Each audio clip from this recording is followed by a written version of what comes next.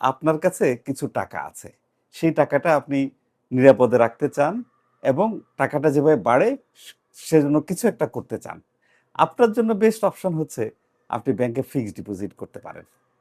Fixed deposit করলে ৫-৬ বছরে এই টাকাটা দ্বিগুণ হয়ে যাবে এবং টাকাটা যখন বেড়ে একটা সময় এসে বড় বিনিয়োগ করার সুযোগ হবে। যেমন আপনি একটা অ্যাপার্টমেন্ট কিনতে পারেন, আপনি একটা জায়গা কিনতে পারেন, অথবা অন্য কোনো বড় ইনভেস্টমেন্টে বিনিয়োগে যেতে পারেন। অথবা বৃদ্ধ বয়সে এই ফিক্সড ডিপোজিটের এই জমানো টাকা দিয়ে আপনার খরচ মেটাতে পারেন। এই এই এই যে ফিক্সড ডিপোজিট করা, এই ব্যাপারে কিছু বক্তব্য আছে আমার। কারণ সব ব্যাংকই নিরাপদ নয় আজকাল। পত্রিকাতে আপনি পড়ছেন অনেক ব্যাংক টাকা ফেরত দিতে পারছে না ডিপোজিটরদের। তাহলে আপনাকে ব্যাংক সিলেকশন করার ব্যাপারে সাবধান হতে হবে। যেই ব্যাংক আপনাকে ভালো রেট দেবে এবং আপনাকে চাহিদা মাত্র টাকা ফেরত দিতে পারে। তবে এখানে বলে রাখা ভালো, কিছু কিছু ব্যাংক আছে যারা আপনাকে অনেক বেশি ইন্টারেস্ট অফার করবে, কিন্তু টাকা দেওয়ার ব্যাপারে তাদের একটা অনিশ্চয়তা আছে। শুধু ব্যাংক নয়, নন ব্যাংক ফিনান্সিয়াল ইনস্টিটিউট আছে সরকারের শিডিউল করা, সেগুলোও কিন্তু টাকা জমা রাখে। কিছু কোঅপারেটিভ আছে, কিছু রেজিস্ট্রেশন করা সোসাইটি আছে, তারা কিন্তু ব্যাংক থেকে 2-3% বেশি রেট আপনাকে দেবে, কিন্তু ওই অর্গানাইজেশনগুলো ব্যাংকের মতো রেগুলেটেড নয়।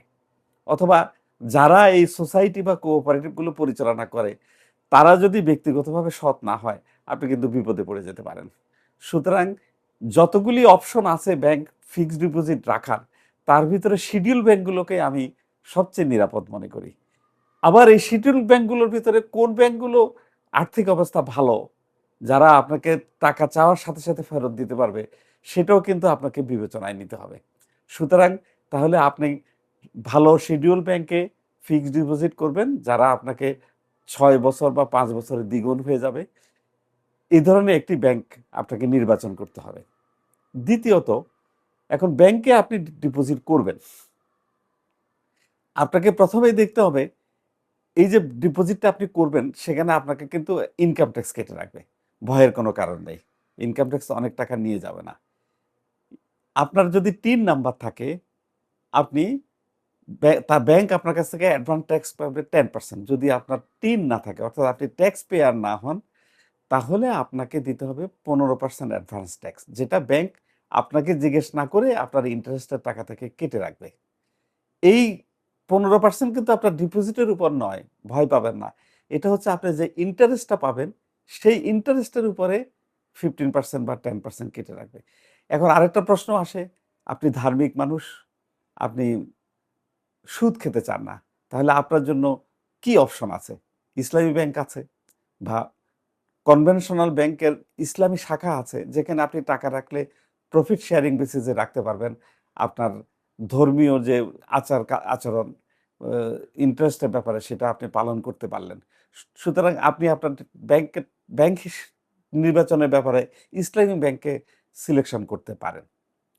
এরপরে আসছে, আপনি একটা ব্যাংক ঠিক করলেন, ইউ নির্দিষ্ট টাকা রাখলেন।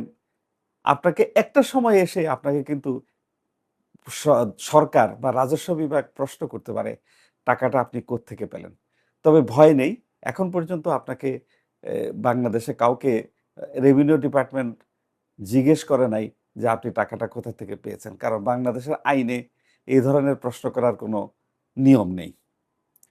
সবকিছু মিলিয়ে আমি আপনাকে বলব যে আপনার যে টাকাটা আছে, টাকা কোত্থেকে সোর্স টাকার, এবং ট্যাক্স ডিপার্টমেন্টকে জানিয়ে রিটার্নে সেটা দেখিয়ে তারপর আপনি এই টাকাটা শুধু ফিক্সড ডিপোজিট নয়, যেকোনো ধরনের বিনিয়োগ করুন।